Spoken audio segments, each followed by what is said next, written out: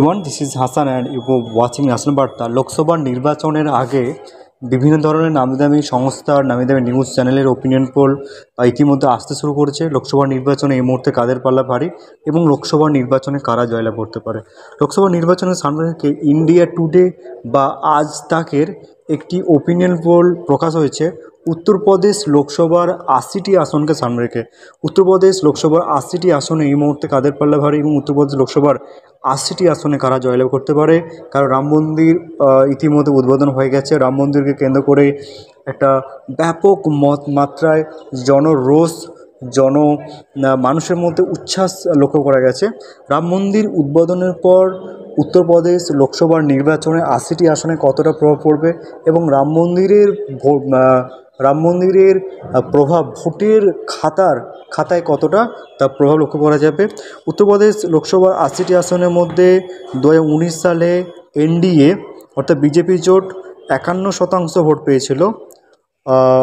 Congress, Samajwadi party বা অন্যান্য রাজনৈতিক দলগুলি অর্থাৎ ইন্ডিয়া 2019-এ ইন্ডিয়া জোট ছিল না, কিন্তু বিরোধী জোটগুলো 26% ভোট পেয়েছিল, অন্যান্যরা 23% ভোট পেয়েছিল।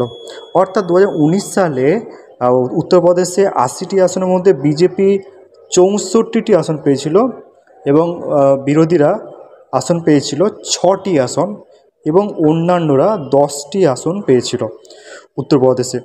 2019 সালে কিন্তু উত্তরপ্রদেশে কিন্তু বিজেপি ব্যাপক মাত্রায় ভালো ফল করেছিল। 2024 সালে উত্তরপ্রদেশ লোকসভার নির্বাচনে কি হতে চলেছে, ইন্ডিয়া টুডে বা আজ তাকের বক্তব্য যে উত্তরপ্রদেশ লোকসভার নির্বাচনে কিন্তু বিজেপি ব্যাপক মাত্রায় ভালো ফল করতে হয় এবং বিজেপির একটা স্ট্রং বেস তৈরি হয়েছে, যে স্ট্রং বেসটা উত্তরপ্রদেশ লোকসভার নির্বাচনের নিরিখে বিজেপিকে অনেকটা অক্সিজেন দেবে। এবং উত্তরপ্রদেশে এই মুহূর্তে যদি রাজনৈতিক প্রেক্ষাপট দেখি, যে উত্তরপ্রদেশে আদিত্যনাথ যোগী যেভাবে তার রাজনৈতিক প্রেক্ষাপটকে সামনে রেখে প্রচার করছে, লোকসভার নির্বাচনের নিরিখেও কিন্তু একটা অন্যতম গুরুত্বপূর্ণ প্রভাব বিস্তার করবে। সেখানে বিরোধীরা বেশ পিছিয়ে, ইন্ডিয়া জোটে অ্যালায়েন্স অনেকটাও পিছিয়ে। বা ইন্ডিয়া টুডের বক্তব্য বা আজ তাকের বক্তব্য, এনডিএ উত্তরপ্রদেশে 52% ভোট পেতে পারে, অর্থাৎ বিজেপির জোট 52% ভোট পেতে পারে, ইন্ডিয়া জোট 36% ভোট পেতে পারে, অন্যান্যরা 12% ভোট পেতে পারে।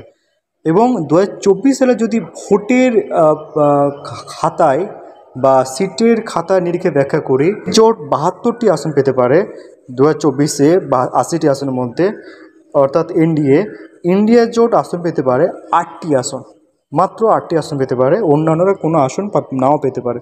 অর্থাৎ 80টি আসনের মধ্যে বিজেপি 72টি আসন পেতে পারে এবং ইন্ডিয়া জোট 8টি আসন পেতে পারে। এই সমীক্ষা ইন্ডিয়া টুডে বা আজ তাকের সমীক্ষা, এই সমীক্ষা বাস্তবের সাথে মিলতে পারে, না মিলতে পারে, একমাত্র রেজাল্ট প্রমাণ করবে কাদের বলে পারে। ভালো লাগে লাইক কমেন্ট অবশ্যই করবেন, সাবস্ক্রাইব করতে